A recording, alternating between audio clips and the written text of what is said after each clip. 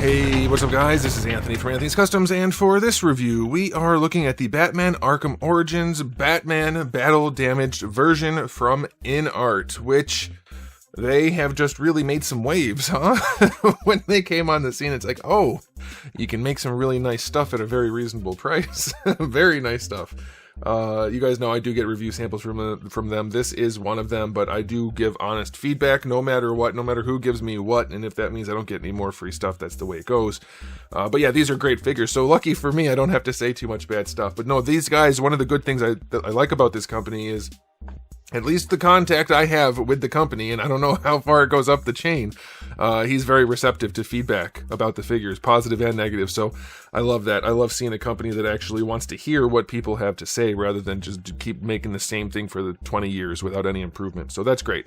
And these figures are great. This one is basically it's a modified version of the one that came out already, the standard one, although did it release officially yet? I don't know. But it's a standard Batman with add-on parts that are different, kind of, sort of. We'll talk about it. So let's go ahead and get it off the stand and take a closer look. Alright, before I look at the figure, I do want to show you my package. Strangely, it is a sideways package, horizontal landscape version of packaging.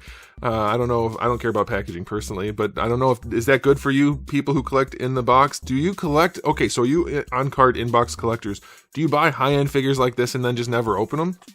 No window or anything. I mean, I guess you could display it like that. That's a cool shot. But what do you guys do when you have like these high-end, super detailed figures? Do you still just keep them in the box? I don't care about packaging at all. Frankly, I'd rather it all just be brown cardboard and more money goes to the figures. But I know there's a market for everything. So let me know what you guys think. All right. So, this is a little bit of an interesting thing. Doing some conversations that I've done, it seems to me that the reason, and this is obviously, it makes sense now that I think about it, but, you know, when Big Bad Toy Store put up some of these InArt figures for sale, everybody was freaking out about the price. It seems to me, and I can't say for sure, I don't have any official information about this, but it seems to me that what's going on when Big Bad Toy Store is selling like one of these Batman figures, they're not licensed for North America, so Big Bad Toy Store is not getting them from the manufacturer. They have to buy them and then resell them. So their markup is because they have to have profit at that price. Now, I haven't talked to Big Bad Toy Store about this, but that seems to be what is the case. So I would say, given the fact that they have to do that, the pricing isn't that bad, because they have to buy it like anybody else, it sounds like. So that's interesting. But just a side note, I don't know where this guy is still available, so I'll put up a link for Big Bad Toy Store if I have one.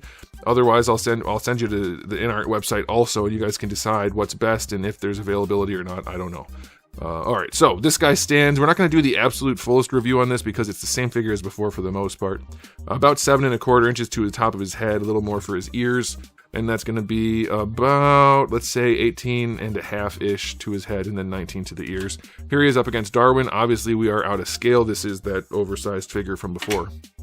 Now, let's compare him to the original. There you go. I would say the gray is slightly darker on this guy. The gray part's slightly darker. Maybe. I think so, just a little bit. But you can see the new one has all the scuffs and scrapes. And I'll zoom in closer in a second. But, well, actually, I can zoom in closer for their chests at least, so you can see what we have going on. There you go. There's the difference. They're both super high quality. Yeah, I think InArt is probably the highest quality in terms of aesthetic out of anything at this scale. For sure. I think it's not even close. I mean, LPZZ is great at a lot of stuff, but I think these guys look nicer, higher end. Like that head sculpt, or the paint job to sculpt everything. That is just nuts at this scale. This kind of battle damage, like, it's not super hard to execute, except at this scale, it's usually muddy looking. You have to have very, very fine lines to make it look reasonable, otherwise it looks like giant gashes rather than just little scrapes in paint. And they have done that with the fine paint. It looks really, really good, honestly.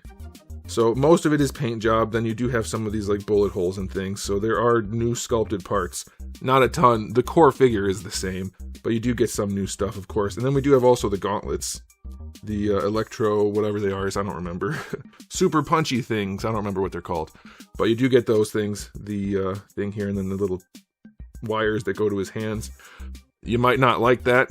I don't know. Technically, you could probably interchange these parts with the other Batman. So if you wanted the gauntlets on a regular Batman, you could do it, or vice versa. But you're going to either have battle damage or lose it, depending on which way you swap. Same thing for the heads. If you want to put a normal head on this guy, you could do it. It's the same figure, but to what degree they intended that, I don't know. You're going to have to mess around with it and see what looks good. His cape has mine came all messed up. I wanted to make a joke about it. I didn't make the joke correctly, so I'll drop it there. It's the battle damage cape. I think the only thing that this is missing, like, it doesn't look bad. The battle damage looks good. I think if they threw some paint on there to make it look a little dirtier, because it doesn't at all look dirty. So a little bit would probably look nice, but then again, maybe it didn't have that in the game. I don't know for sure. I didn't check every little frame to check everything. But yeah, this thing looks freaking great. Honestly, I'm a fan of battle damage figures just because it gives them more visual interest. This Batman looks fantastic, but there's more for the eye to see here. So I love this personally, but you do have the differences in the gauntlets, so that might be a deciding factor for you if you want to get one over the other. I mean, I'm not getting paid either way, so I would tell you to get both. Get both, you'll enjoy both. If you have to pick one, that's totally up to you. You know, it's a very, very personal decision. But it's not like I'm making anything off of telling you to get both. But if I did, I would definitely say get both. No, I'm joking. Yeah, they look great. So aesthetically, yeah, it's wonderful. I'm not going to do ratings, I guess, just because it's in large part a reissue, but it is fantastic. The battle damage looks wonderful. Now let's move on to the accessories. We have an alternate head, which looks even more wonderful. I love it. The battle damage on the face, the details in the mouth and the paint job in the eyes and the scrapes and stuff on the head. It just looks so damn good. It's nuts what these companies can do when they actually give a crap. I love it. As far as interchangeable hands go, you don't get a ton. And you do have those gauntlet things connected to him permanently, so it's kind of a pain in the butt.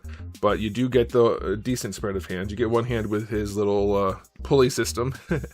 You do get his launcher thing, his line launcher with the removable piece, so you can have it closed up or extended.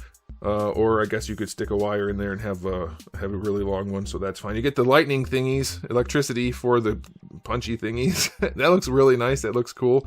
I like that. As far as batarangs go, you get a regular one. You get the... is the remote one blue? I guess, whatever. You get the blue one. And then you get this thing, which I don't remember. Maybe there was DLC I didn't play. I don't remember what this thing is at all, but you get that.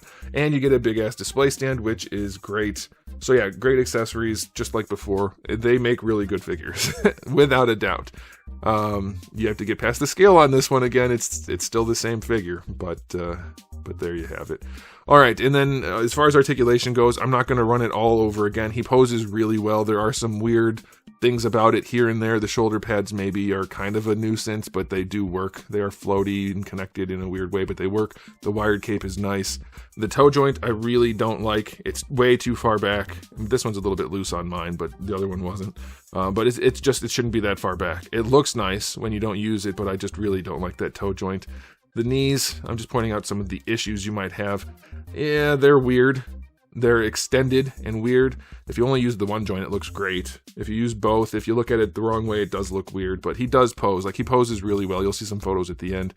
And you probably already saw the original review. It is a phenomenally good figure. It is easily, without a doubt, one of the top 2 Batman figures that have ever been released. It is just comic-based, or video game-based, I should say. If you want to include live action, their Christian Bale one is also up there, too.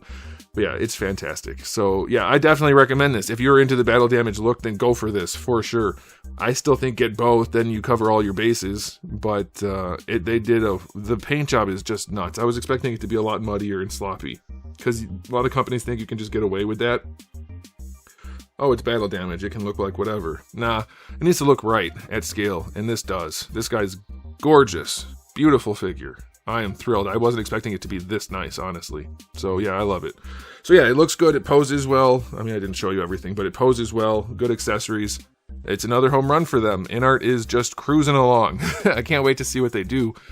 Just with more things coming out, like other Batmans. You know, it's a Batman world we're living in right now with McFarlane Toys and these guys and LPZZ and everybody else. There's Batmans everywhere. So we're not going hungry, but this is really good stuff. So yeah, I recommend it. Like I said, check the links below. I don't know who's going to have what availability and pre-order and whatnot, but I'll put them down there. You guys can decide for yourself where you want to buy it or how you can buy it or whatever the case may be.